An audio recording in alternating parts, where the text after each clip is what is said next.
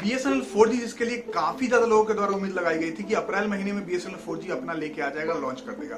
और बहुत सारे जो ऐसे कस्टमर्स हैं जो BSNL के इस प्लान का इंतजार कर रहे थे कि आने वाले टाइम के अंदर BSNL सस्ते रेट में 4G प्लान देगा, लेकिन इसके ऊपर कुछ विडंबना आ गई है, कुछ बातें हो गई, इसके बाद BSNL का 4G लॉन्च बहुत मुश्किल होता हुआ दिख रहा है। अब क्या कारण है सब कुछ डिटेल में बताऊंगा, उससे पहले आप लोगों को BSNL के एक नियम के बारे में बताता हूं जो कि बसंतम 96 वाला प्लान है। आप लोगों को मालूम होगा कि BSNL का ये प्लान पहले आपको 180 दिन की वैलिडिटी देता था और इस वैलिडिटी को कम करके कुछ समय पहले 90 डेज कर दिया गया था। चलिए 90 डेज तक ठीक था, लेकिन उसकी वैलिडिटी को अभी घटा के 60 दिन कर दिया गया। अभी क्या इंपॉर्टेंट है कि BSNL अपने जो ARPU है, एवरेज रेवेन्यू पर यूजर, उसको बढ़ाना चाहता है और उसको बढ़ाने के लिए वो चाहता ये है कि लोग ज्यादा से ज्यादा रिचार्ज करें। अब जैसे ही 96 के रिचार्ज में आपको 60 दिन की वैलिडिटी मिलेगी, आपको अब हर 2 महीने में रिचार्ज करना पड़ेगा।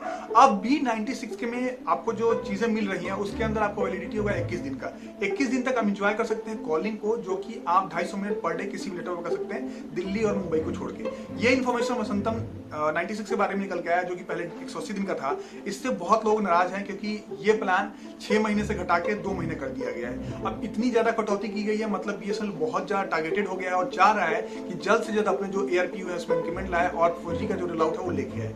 अब बात करते हैं क्यों नहीं रोल आउट हो पा रहा है। देखिए, समस्याएं बहुत ज्यादा गहरी हो गई हैं। जैसा कि आप सभी को मालूम है कि BSNL अप्रैल महीने में लॉन्च करने के लिए पूरी तरह तैयार हो चुका था और उसके लिए जितने भी ऑप्शंस थे, जितने भी टेंडर्स थे, वो सारे इशू करने शुरू कर दिए गए थे। लेकिन अभी जो बात चल रही है वो ये चल रहा है कि पहले के जितने भी मिस्टेक BSNL के द्वारा किए गए थे उसके ऊपर कोई भी मतलब समझ नहीं रखी गई और उससे कुछ नहीं सीखा गया। अभी BSNL के द्वारा फिर से वही गलतियां की जा रही हैं। अब ये एक छपा है वेबसाइट में, जो कि मैं आपको बता रहा हूँ, अपना राय नहीं दे रहा हूँ, लेकिन साथ ही साथ इसके बारे में एक और बात कही जा रही है कि मेक इन इंडिया जो कि श्री नरेंद्र मोदी जी का सपना था, उसके ऊपर भी BSNL की तरफ से ध्यान नहीं दिया जा रहा है। जैसे कि टेंडर्स को खोला गया है, उस पर बाहर की कंपनी ज्यादा आ रही है, इंडिया की कंपनीज के आने के चांसेस कम होते नजर आ रहे हैं। तो इसके वजह से भी BSNL के ऊपर थोड़ी सी बातें चल रही हैं कि ये गड़बड़ हो सकता है।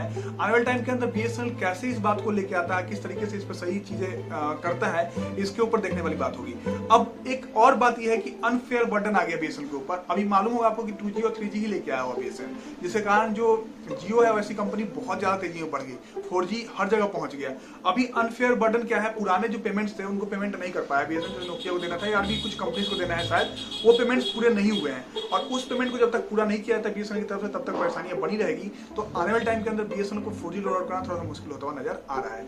अभी BSNL जैसे ही 4G रोल आउट करेगा, बहुत ऐसे लोग हैं जो कि इंतजार कर रहे हैं और 4G का सिम जरूर लेंगे और साथ ही साथ एंजॉय करेंगे 4G का नेटवर्क। सबसे इंपॉर्टेंट ये है किसी भी कनेक्शन को अपने नेटवर्क पर ध्यान देना। अगर उसका नेटवर्क बहुत अच्छे से काम नहीं करेगा एक पर्टिकुलर रीजन में, तो वहां पे वो सिम ज्यादा नहीं बेच पाएंगे, साथ ही साथ उनकी जो कमियां हैं वो ज्यादा लोगों को दिखेंगी। तो इसलिए इंपॉर्टेंट है किसी भी टेलीकॉम कंपनी को उसके अपने नेटवर्क पर ध्यान दे, वो जियो हो, वोडाफोन है, एयरटेल हो, कोई भी कंपनी हो। अगर हमें नेटवर्क प्रोवाइड नहीं होगा अच्छा, तो हमें क्या फायदा है लेकर इंटरनेट या फिर वो सिम।